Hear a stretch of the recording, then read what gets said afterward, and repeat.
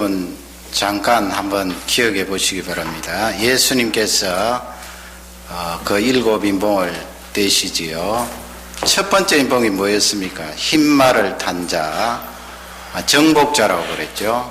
두 번째 인봉은 붉은 말 탄 자, 사람의 생명을 해야 하는데 서로 이렇게 생명을 해야 하도록 그렇게 이끄는 자입니다. 세 번째 말은 검은 말이지요. 기근. 네 번째 말은 청황색말, 죽음입니다.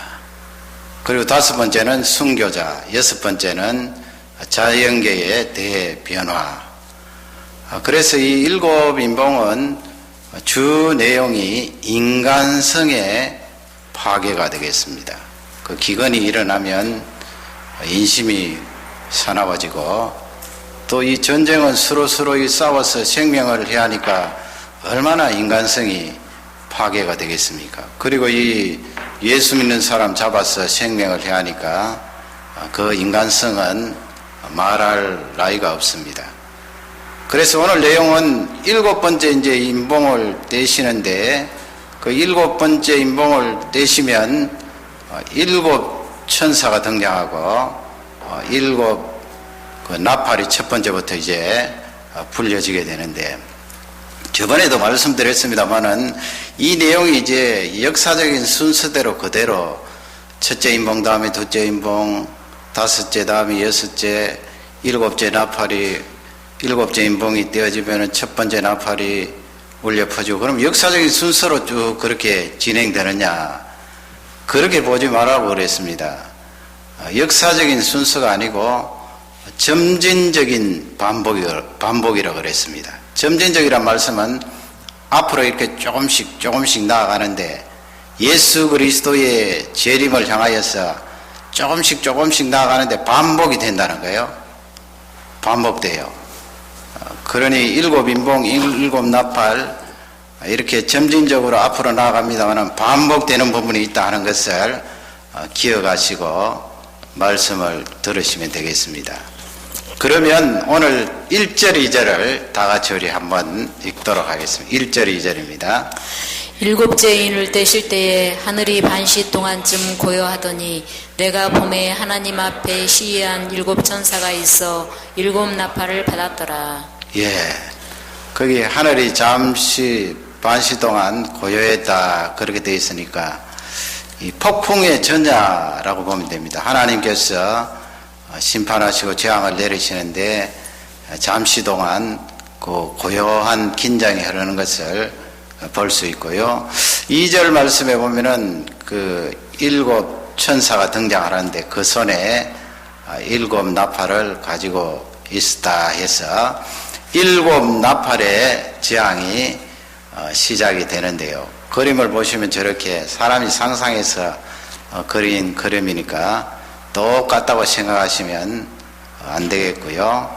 그 7 나팔의 내용들을 오늘은 성경을 읽어가면 내용을 깊이 들어가지는 않고 개괄적으로 한번 4번째 나팔까지 살펴보기를 원합니다. 첫 번째 나팔은 7절에 나와 있습니다. 7절을 우리 다 같이 한 음성으로 받들겠습니다.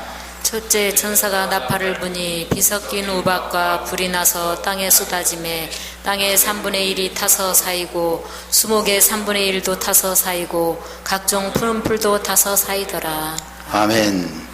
그 첫 번째 천사가 나팔을 부니까 그 피 섞인 우박이라 그러죠. 또 불이 쏟아졌습니다.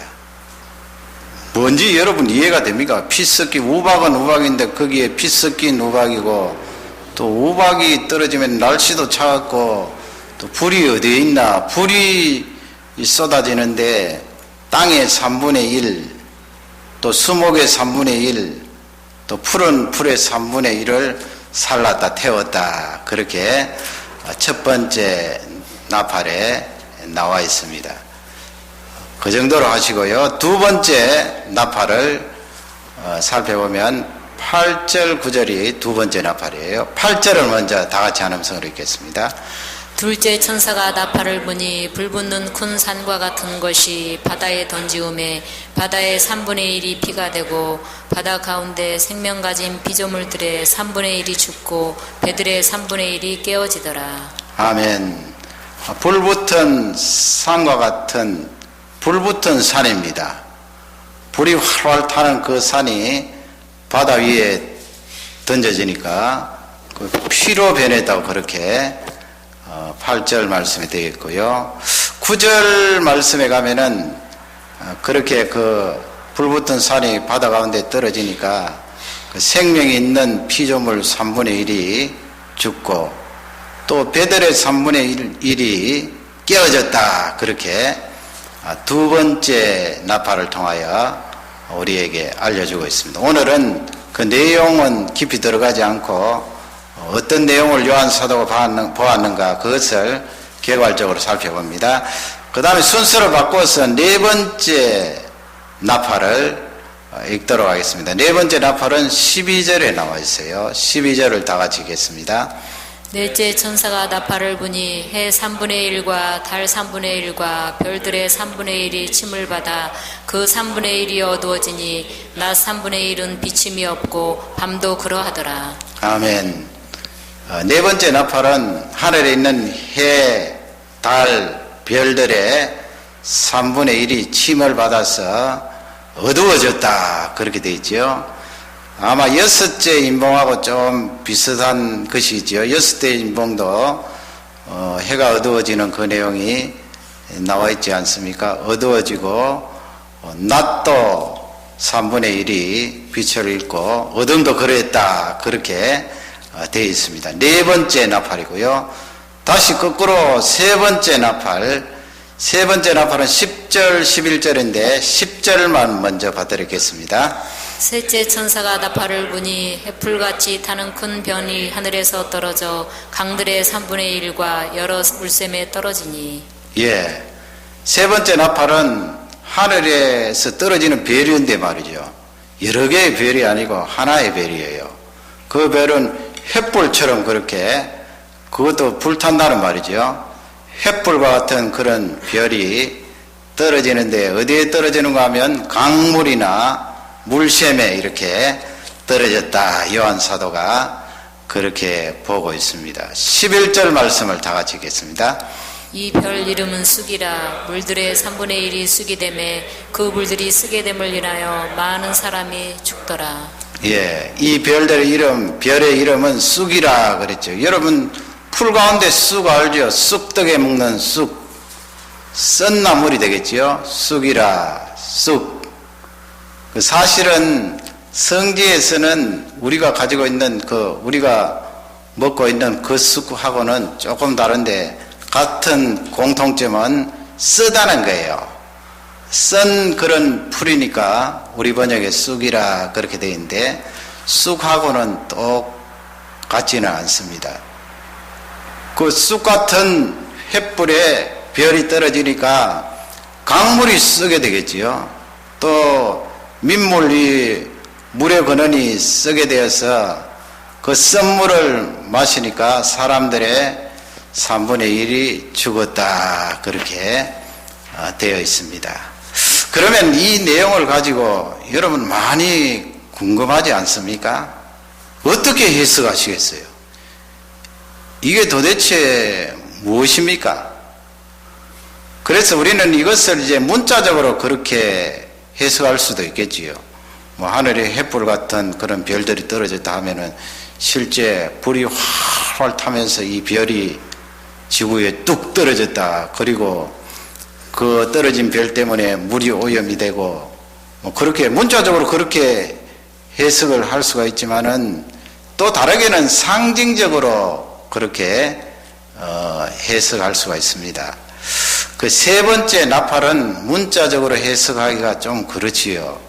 그 이름이 쑥이라 그랬고 또 그 썬 물을 마신 사람들의 3분의 1의 사람들이 세상을 떠났다. 그렇게 되어 있으니까 상징적으로 또 해석하는 많은 경우가 있는데 그래서 우리는 이 일곱 나팔에 들어가기 전에 요한계시록을 해석하는 그 여러 가지 주장들 가운데 간추려서 요긴한 내용들을 한번 살펴보고 요한계시록 내용으로 들어가도록 하겠습니다.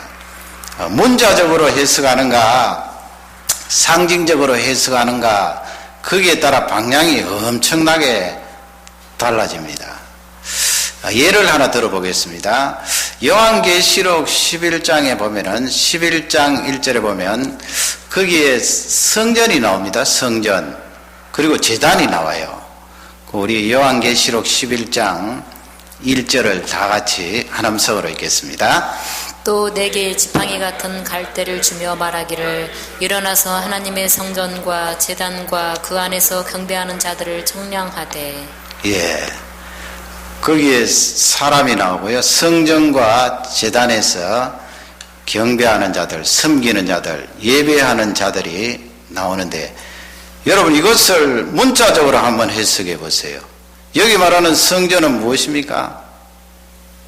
그 구약시대에 나오는 솔로몬 성전, 또 스룹바벨 성전, 헤롯 성전, 그 하나님께서 솔로몬에게 다윗에게 지으라고 말씀하신 그 성전을 말하겠지요. 거기 제단도 성전 안에 있는 그런 하나님 앞에 예배드리는 그런 처소가 되겠습니다. 그렇게 해석하면은 거기에 성전의 위치는 예루살렘이 되겠습니다. 장소도 예루살렘, 또 나라 이름은 이스라엘이 되겠고요. 그렇게 문자적으로 해석을 하는 사람이 있습니다. 그러나 그렇게 문자적으로 해석하면 안 되는 것이 8절 말씀, 11장 8절 말씀을 다 같이 읽도록 하겠습니다. 저희 시체가 큰 성 길에 있으리니 그 성은 영적으로 하면 소돔이라고도 하고 애굽이라고도 하니 곧 저희 주께서 십자가에 못 박히신 것이니라. 아멘. 거기 보면 이제 시체가 나오고 그런데 그것은 사실은 그 성전과 제단에서 예배드리는 사람, 하나님을 섬기는 사람들을 말합니다. 거기에 지역이 나오지요. 애굽이 나오고 또 소돔이 나오고요. 그 하반절 말씀에 보면 그곳에서 십자가에 못 박힌 그것을 기록하고 있습니다. 그것이 십자가에 못 박힌 자리. 그러면 여러분 어디인가요? 그 장소가. 예수 그리스도께서 십자가에 못 박힌 예루살렘을 말하는 것 아닌가. 그 십자가에 못 박혔다는 그 장소 내용 때문에 그렇게 문자적으로 해석할 수가 있는데 8절 앞부분에 보면은 이집트가 나오고 소돔이 나오기 때문에 예루살렘을 말씀하는 것이 아니다 하는 것을 우리에게 알려주고 있는데 9절 말씀 앞부분에 가면 분명히 우리에게 알려주고 있습니다. 9절 말씀을 다 같이 읽도록 하겠습니다. 백성들과 족속과 방언과 나라 중에서 사람들이 그 시체를 사흘 반 동안을 목도하며 무덤에 장사하지 못하게 하리로다. 아멘. 거기에 보면은 뭐 백성들 나오고 나라 나오고 족속이 나오고 방언이 나오니까 여러분 그 내용은 우리가 앞쪽에서 살펴보았잖아요. 구원함을 받는 사람들, 각 인종, 말이 다른 사람들, 각 민족 사람들, 백성들, 나라들, 구원함을 받는 사람들. 그러므로 요한계시록 11장에 나오는 그 문자적인 해석은 맞지 않다는 것을 우리에게 알려주고 있습니다. 예루살렘 어디 각 나라 사람들이 있나요? 예루살렘을 향하여서 지금 8절 말씀엔 이집트라고 말하고 소돔이라는 그 단어를 사용하면서 거기서 문자적으로 예루살렘이라는 지역을 말하는 것이 아니다 하는 것을 우리에게 알려주고 있습니다. 또 거기에서 나오는 성전과 제단도 구약시대에 말하는 성전이 아니다 하는 것을 우리에게 알려주고 있고요. 그래서 어떤 이 학자들의 주장에 따라 이 유대인들이 지금 준비를 하고 있잖아요. 예루살렘 성전을 다시 지으려고 그 사람들은 못 하나까지 다 준비를 하고 있는데 여러분 그렇게 예루살렘 성전을 다시 세우면 예수님은 어떻게 되는 거예요? 그 예루살렘 성전 세워서 뭐 하는 거예요? 과거에 구약시대에 양 잡고 소 잡고 염소 잡아서 제사 다시 드리는 것입니까? 그러면 예수 그리스도께서 십자가 위에서 죽으신 그 속죄는 어떻게 되는 것입니까? 그래서 여기서 말하는 성전과 제단, 또 예수님 비유적으로 말씀하시면서 십자가에 못 박혔던 그 자리를 말씀하는 것은 세상을 말합니다. 애굽이 무엇입니까? 하나님을 대적했던 사람 아닙니까? 소돔 고모라가 무엇입니까? 하나님 앞에 범죄했던 사람들 아닙니까? 이 세상 하나님을 대적하고 하나님 앞에 죄 짓는 그 세상에서 하나님 백성들이 핍박을 받고 순교를 당한다 하는 것을 말씀을 하고 있습니다. 예루살렘을 말하는 거 아니에요. 지금 혈육적인 이스라엘을 말하는 것은 아닙니다. 11장을 문자적으로만 해석하는 사람들이 그릇되게 해석했다 하는 것을 우리가 알 수가 있는데, 그러면 이제 문자적으로 해석하느냐 아니면 상징적으로 해석하느냐, 거기에 따라 이 요한계시록을 해석하는 관점들이 다를 수 있는데요. 한 5가지 정도로 간추려서 쉽습니다. 여러분 들어보시기 바랍니다. 첫째는 과거적인 해석입니다. 요한계시록에 나오는 이 내용들은 과거에 벌써 다 일어났던 사건들이다, 그렇게 해석을 합니다. 예를 들면 어떤 학자는 그렇게 주장합니다. 이 7 인봉은 아담부터 예루살렘 멸망한 주후 70년 사이다, 그렇게 7 인봉을 해석하고요. 7 나팔은 족장시대부터, 창세기 족장시대부터 예수 믿는 사람들이 심하게 핍박을 당하는, 순교당하는 그 로마 시대에 핍박당하는 그때까지다, 그렇게 과거적으로 해석하는 그런 과거적인 해석이 있습니다. 과거적인 해석에 치우치게 되면 성경을 이제 문자적으로 보게 되는 거죠. 그래서 이 과거적으로 치우친 사람들은 미래에 예수님 재림하실 때에 그 부근에 일어날 사건들에 대해서 무시를 하게 됩니다. 그러니 과거적인 해석은 많은 약점들을 가지고 있지요. 두 번째는 미래적인 해석입니다. 이 요한계시록을 4장부터 19장, 1장부터 3장까지는 교회가 나오잖아요. 4장부터 이제 요한 사도가 천상의 모습을 보고, 요한계시록 19장에 보면 예수님과 함께 어린 양의 혼인잔치, 그 재림이라고 말해요. 미래적으로 해석하는 사람들은. 그래서 4장부터 19장을 미래에 일어날 사건으로 해석을 하는데, 미래에 언제냐? 예수님 재림할 바로 직전입니다. 그래서 이 사람들은 그 7년 대환란이라고 여러분 들어보셨을 것입니다. 그 7년 대환란을 앞쪽에 3년 반, 뒤쪽에 3년 반 나누어서 전 3년 반, 후 3년 반 이렇게 말하는데, 이 후 3년 반에 일어날 그 대환란을 설명하는 것이 요한계시록 4장에서 19장 말씀이다, 그렇게 미래적으로 해석하는데, 그 666 해석할 때 그 부분에 가서 그런 요한계시록 해석을 많이 들었을 것입니다. 거기에 적그리스도가 누구인가? 바로 유럽을 연합해서 거기에 대통령이 나오는데, 그 대통령이 바로 적그리스도다. 그 적그리스도는 예수 그리스도 재림하실 바로 직전에 이 세상에 나타나서 하나님 백성들을 괴롭히고 핍박할 것이다 하는 그런 미래적인 해석으로 설명을 합니다. 그 미래적인 해석을 설명하는 사람들은 이 이스라엘을 대단히 강조해요. 이스라엘이라는 말씀은 혈통적으로 지금 유대인들 말하는 거죠. 그 유대인들이 결국은 예수님 재림하기 전에 다시 돌아오고 구원함을 받는다 하는 그것을 그 사람들은 문자적으로 강조를 합니다. 그러나 여러분, 하나님께서 예수 그리스도 오신 이후에는 유대인들을 그렇게 혈통적으로 구원하시지는 않겠지요. 틀림없이 복음서 말씀이나 사도바울 말씀에 보면은 예수 그리스도를 고백하고 주로 시인하는 사람이 구원을 받습니다. 무할례자나 할례자나 믿음으로 말미암아 하나님 앞에 의롭게 된다고 그랬지요. 거기서 무할례자는 이방인을 말하는 것이고 할례자는 유대인들을 말하는 것인데, 유대인들도 예수 그리스도를 믿는 믿음으로 말미암아 하나님께 의롭다함을 받는다는 그런 말씀이 되겠습니다.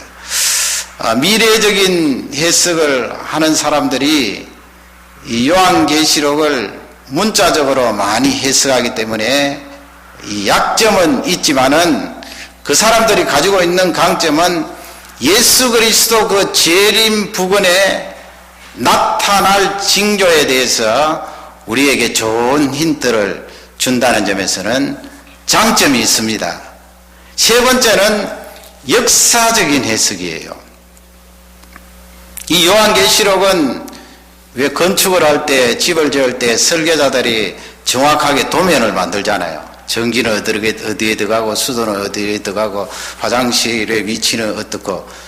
그렇듯이 이 요한계시록은 예수 그리스도의 초림부터 재림까지 해서 정확하게 청사진이 그려졌다는 거예요.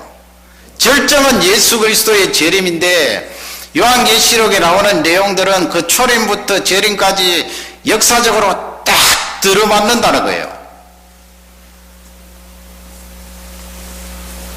하나님의 말씀이 그 말씀한 계시대로 성취되고 이루어진다는 측면에서, 특히 역사적인 현장에서 성취된다는 측면에서는 강점이 있지만은 이렇게 역사적으로 해석하려고 하면 억지로 막 끌어들여야 돼요. 어떤 사건을 놓고 말이죠. 이게 바로 요한계시록에 말씀하는 내용이다. 억지로 끌어들여야 되기 때문에 그 억지 주장이 많다는 거예요. 특히 이 신학을 하는 학자들은 서구의 학자들이 많기 때문에 동양의 역사보다는 서양의 역사를 중심으로 억지로 끌어들여서 요한계시록을 해석하기 때문에 역사적인 관점도 약점이 있다 하는 것을 알 수가 있고요. 마지막으로는 이 상징적인 해석이에요.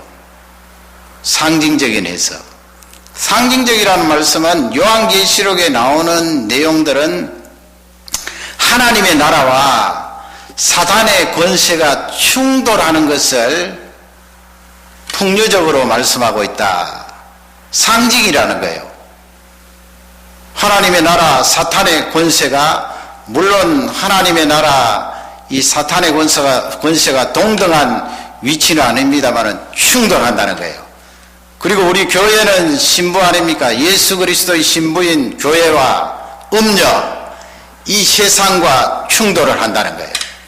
그리고 성과 악이 충돌한다는 거예요.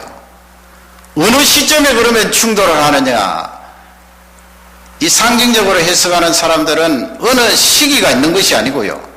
예수님 초림부터 재림까지 각 시대마다 각 사람들마다 이렇게 하나님의 나라와 사탄의 권세가 충돌하는 것을 체험하고 성과 악이 충돌하는 것을 체험하고 하나님의 교회인 신부가 세상 이 타락한 음녀와 충돌하는 것을 각 시대 각 사람마다 체험을 한다는 거예요. 그러면 여러분 이 상징적인 해석의 약점이 무엇인가요?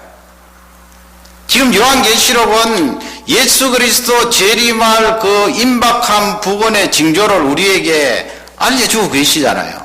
그리고 마태복음 24장에 보면은 예수님께서도 인자가 올 때 이런 징조들을 쭉 말씀해 주셨는데 상징적으로 다 해석해버리면 예수 그리스도 재림에 임박하여서 우리가 깨닫고 알아야 될 그 징조들을 놓칠 수가 있어요. 간과할 수가 있어요. 그것이 큰 약점이 되는 것입니다. 그러나 이 상징적인 해석이 주는 강점은 하나님의 나라와 사단의 권세가 충돌하는 것. 지금 현재 내가 그 충돌하는 것을 체험할 수 있다는 거예요. 그렇지 않습니까? 간단하게 예를 들어서 우리가 예배 드리러 오기 전에 가정에서 다툼이 일어날 수가 있어요. 이상하게 내 마음이 이상해지고 짜증이 나고 화를 낼 만한 그런 상황이 일어날 수도 있어요. 그건 어떻게 보면 조금 뒤에 이제 예배에 참석해야 될 우리가 그런 사단의 공격에 직면할 수 있다는 거예요. 다친다는 말씀이 아니고요.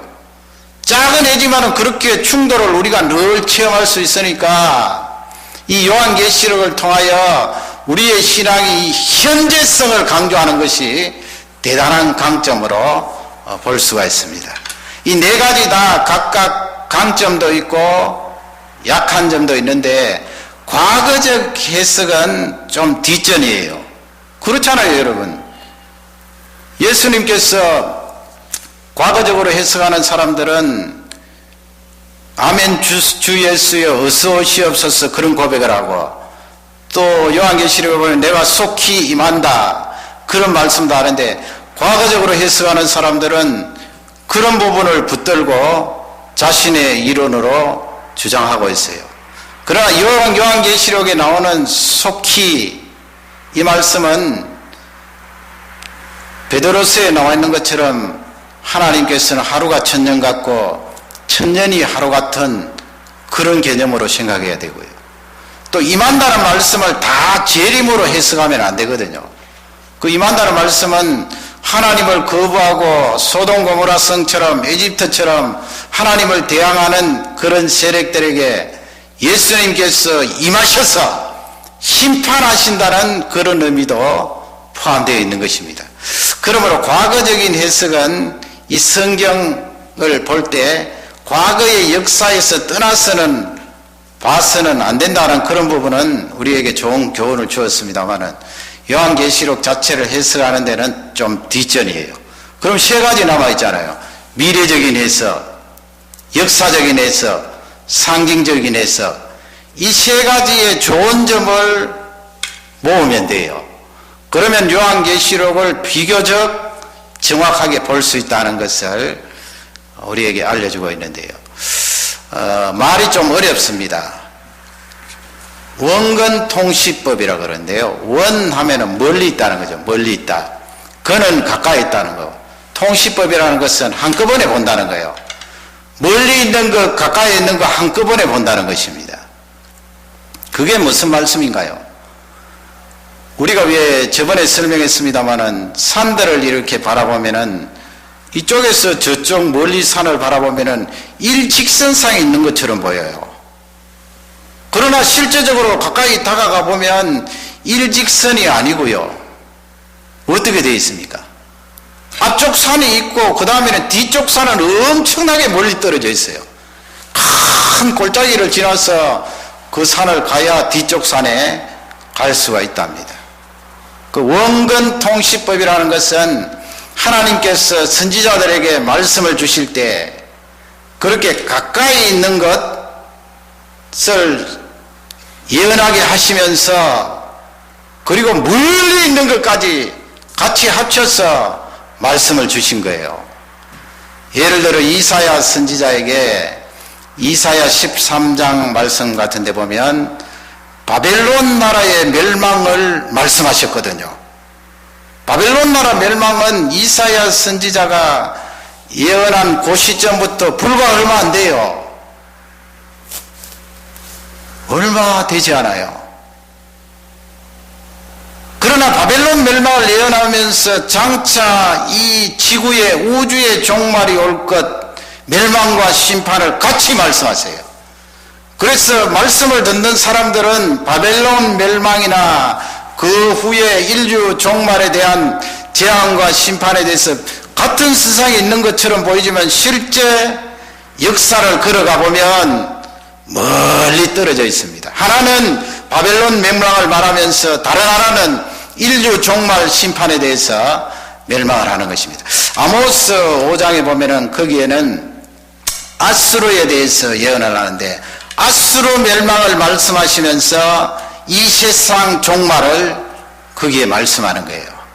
그게 바로 원근 통시법이라 그러는데 그러면 신약 성경을 찾아보면서 그 내용들을 살펴보기를 원합니다. 신약 성경 다 같이 찾겠습니다. 다니엘서부터 먼저 찾겠습니다. 다니엘서 화면을 보시면 되겠습니다. 다니엘서 11장 31절 우리 다 같이 먼저 한음성으로 읽겠습니다. 군대는 그의 편에 서서 성소 곧 견고한 곳을 더럽히며 매일 드리는 제사를 폐하며 멸망케 하는 미운 물건을 세울 것이며. 아멘. 다니엘이 이제 예언을 했거든요. 성소를 더럽힌다 말하고 미운 물건을 말했지요. 거기 말하는 성소는 성전을 말합니다. 스룹바벨 성전, 솔로몬 성전은 아니고요. 포로에서 돌아와서 세운 스룹바벨 성전을 말하는데, 그 유대인들에게는 성전을 더럽힌다는 것은 자기의 목숨과 바꾸는 것이거든요.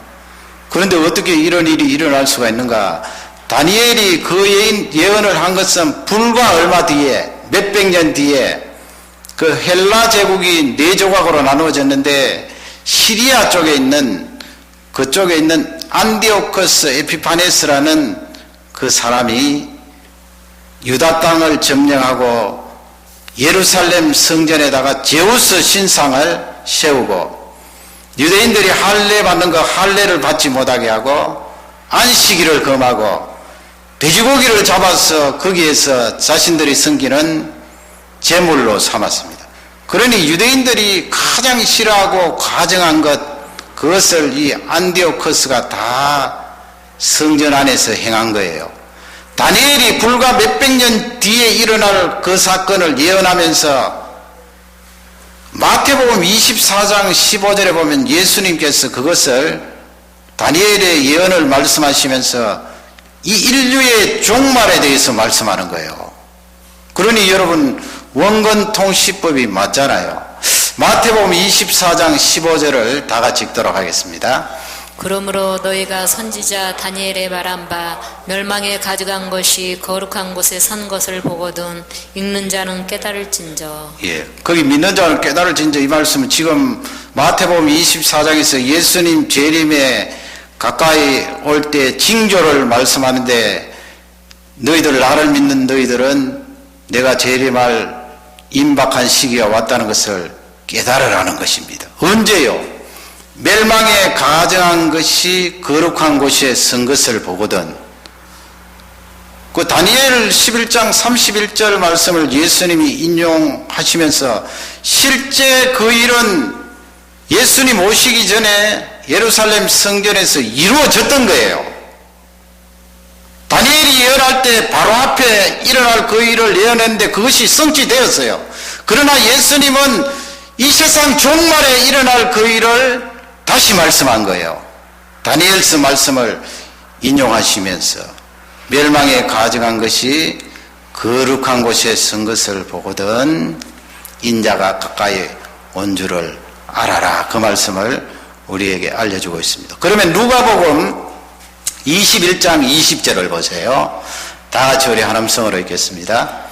너희가 예루살렘이 군대들에게 에워싸이는 것을 보거든 그 멸망이 가까운 줄을 알라. 예, 군대가 예루살렘을 에워싸는 것을 보거든 멸망이 가까운 줄을 알라. 그 AD 70년에 로마의 디도스 장군이 예루살렘을 점령해서 예루살렘이 완전히 무너졌잖아요. 그때부터 유대인들이 이제 디아스포라가 되는 거예요. 1948년까지 거의 1900년 동안요.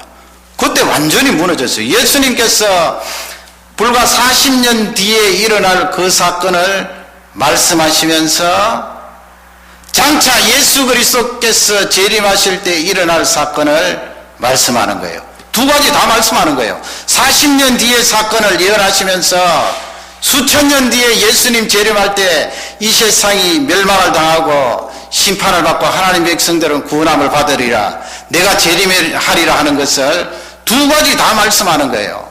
마태복음 24장 1절 2절 말씀 우리 다 같이 읽겠습니다. 예수께서 성전에서 나와서 가실 때에 제자들이 성전 건물들을 가리켜 보이려고 나오니 대답하여 가라사대 너희가 이 모든 것을 보지 못하느냐. 내가 진실로 너희에게 이르노니 돌 하나도 돌 위에 남지 않고 다 무너뜨리우리라. 아멘. 그 예루살렘 성전, 지금 이 성전은 헤롯 성전이에요. 그러니까 솔로몬 성전 지나고 아까 말씀드렸던 것은 스룹바벨 성전이고, 지금은 예수님 당시는 헤롯 성전인데 예수님 당시에도 계속 건축하고 있는 거예요. 예수님 당시에 40몇 년 동안 건축했고, 그 뒤에 또 다 건축을 못해서 헤롯 대왕이 죽고 나서 나중에 후손들이 또 건축을 하는데 상당히 오래 걸렸는데, 큰 거는요, 돌 하나 무게가 얼마나 되는가 하면 길이가 약 13m 돼요. 그리고 높이는 사람 키보다 더 커요. 3m에서 4m. 그런 돌을 놓고, 기초석을 놓고 예루살렘 성전을 지었는데, 예수님 말씀은 돌 하나도 돌 위에 남지 않고 다 무너지리라. 예루살렘 멸망을 말씀한 거예요. 예루살렘 멸망을 말씀하시면서 너희들이 그토록 끄떡없다고 생각하는 것, 그것도 내가 재림할 때는 무너지리라. 그것을 알려주고 계시는 거예요. 유대인들은 예루살렘 성전 무너지는 것은 상상도 못해요. 물론 돌 크기가 크고 무겁기 때문에 다른 나라에서 치들어와도 무너뜨리지 못할 것이라 생각하지만, 더욱이 중요한 것은 예루살렘 성전 안에 법궤가 있잖아요. 물론 모세 시대의 법궤는 아닙니다만은 그곳에서 하나님 앞에 예배드리잖아요. 살아계신 하나님 앞에. 하나님 앞에 예배드리는 그 성전이 어떻게 무너질 수가 있는가 상상도 못할 일이에요. 그들은 그것을 철저히 믿는데, 예수님께서는 그 예루살렘 성전이 돌 위에 돌 하나 남지 않고 다 무너지리라.